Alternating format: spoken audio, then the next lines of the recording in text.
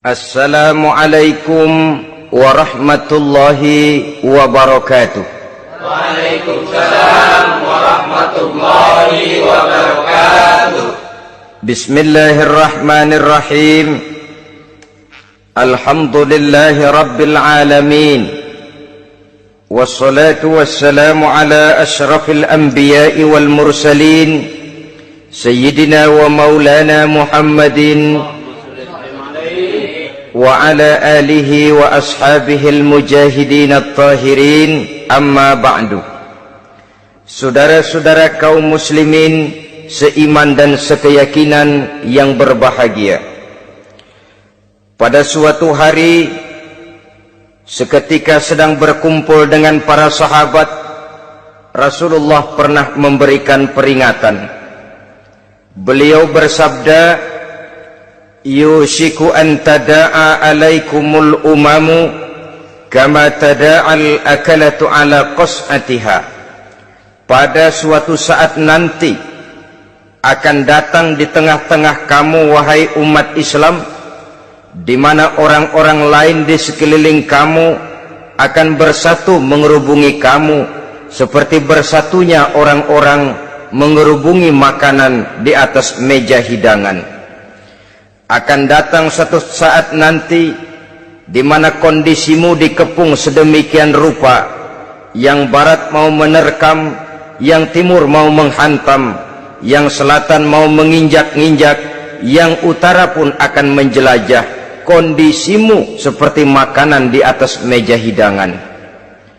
Sebagian sahabat merasa heran dan terkejut, lalu mereka bertanya, amin qillati nahnu yawma izin ya Rasulullah, apakah jumlah kami pada waktu itu sedikit ya Rasul, kami sampai dikepung sedemikian rupa?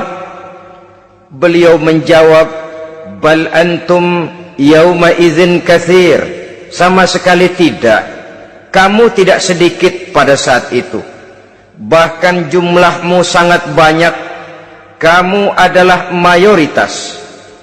Walakinnakum ghusa'un ka ghusa'is sail, tetapi keadaanmu saat itu persis seperti buih di lautan. Banyak tetapi centang perenang, banyak tetapi tidak punya daya dan kekuatan, banyak tapi dipermainkan gelombang lautan, dihempaskan ke tepian pantai tanpa punya makna dan arti.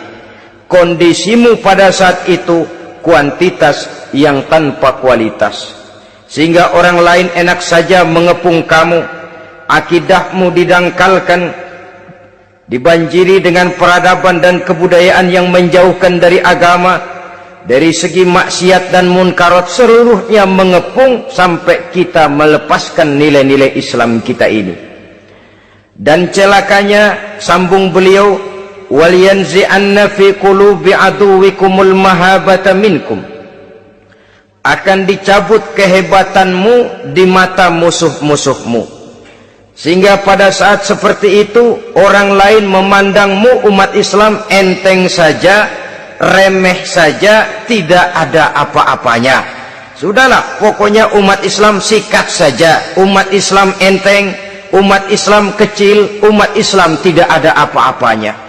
Alangkah ironinya, alangkah menyedihkannya, memilukan dan sekaligus memalukan. Umat yang mayoritas ini dipermainkan oleh yang minoritas. Umat yang jumlahnya terbesar, terbanyak, bahkan konon menurut catatan sampai 90%, tapi dipermainkan oleh mereka kelompok-kelompok kecil ini.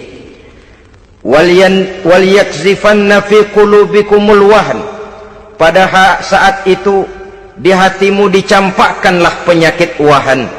Sahabat kemudian bertanya, wa mal wahnu ya Rasulullah, apakah penyakit wahan itu ya Rasul? Beliau menjawab, hubbud dunya wa karahiyatul maut.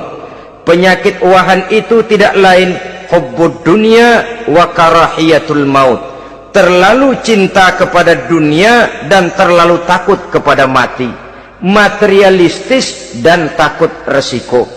Dua penyakit inilah yang menyebabkan walaupun umat ini mayoritas, tapi dipermainkan oleh yang minoritas.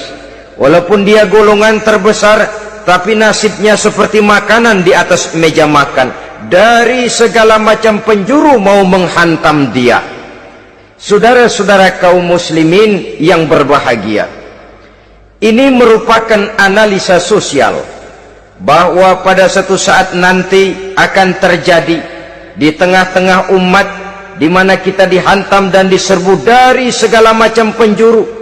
Akidah didangkalkan, peradaban dan kebudayaan dirusak, makanan dan minuman diracuni, pakaian ditelanjangi dan lain sebagainya, sampai kita melepaskan nilai Islam yang kita cintai ini.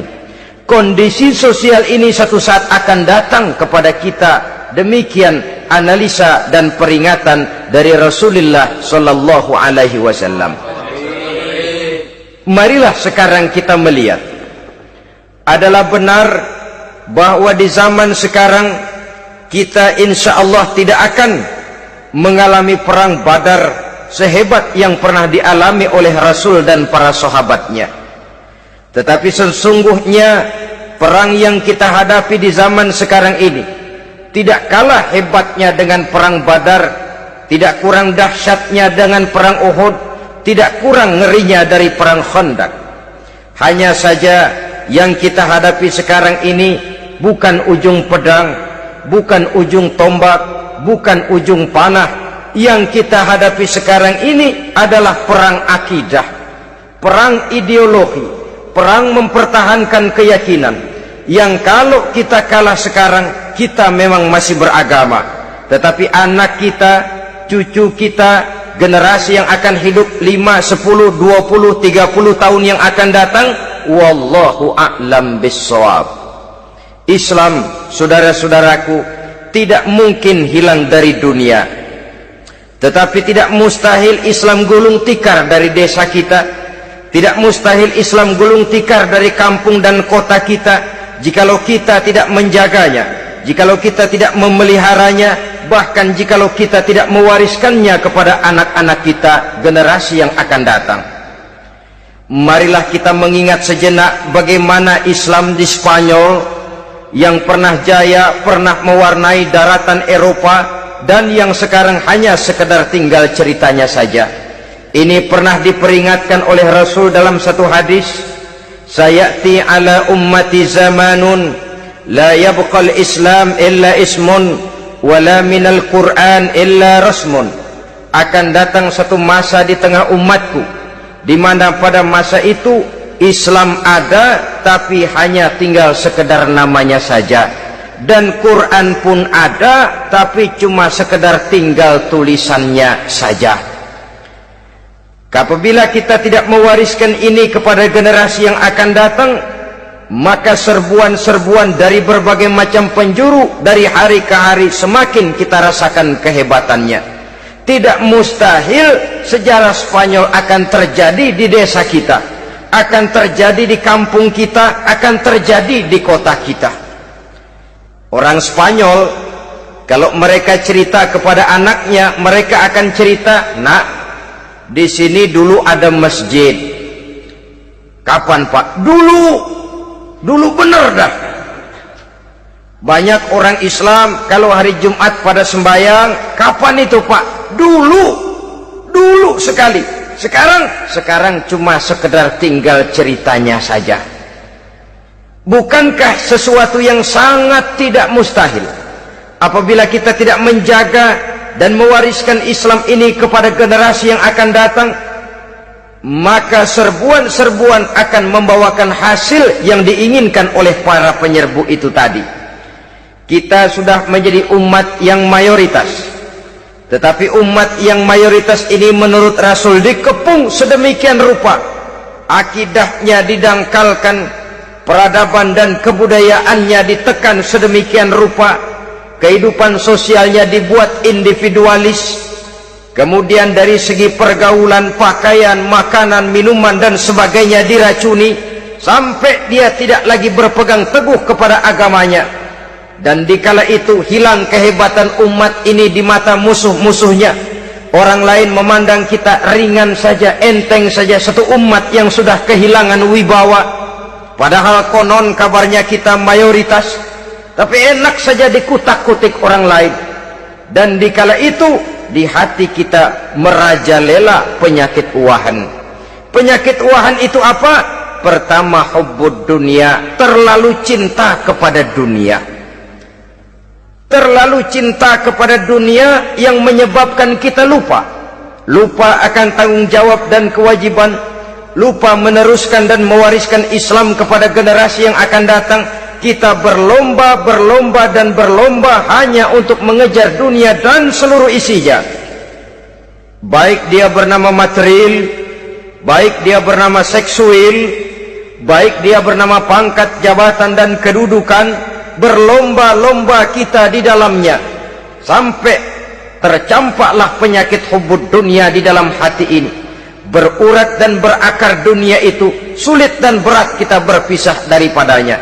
Akibatnya kemauan untuk berbuat demi dan atas nama agama sangat sulit terwujud di dalam kehidupan ini. Yang kedua, karahiyatul maut, terlalu takut kepada mati. Baik mati ajal, mati dalam artian yang sebenarnya, baik mati usahanya, baik mati karirnya, baik mati pangkat dan jabatannya. Sehingga dengan demikian akibatnya jatuhlah kita menjadi umat yang kehilangan wibawa di mata orang lain.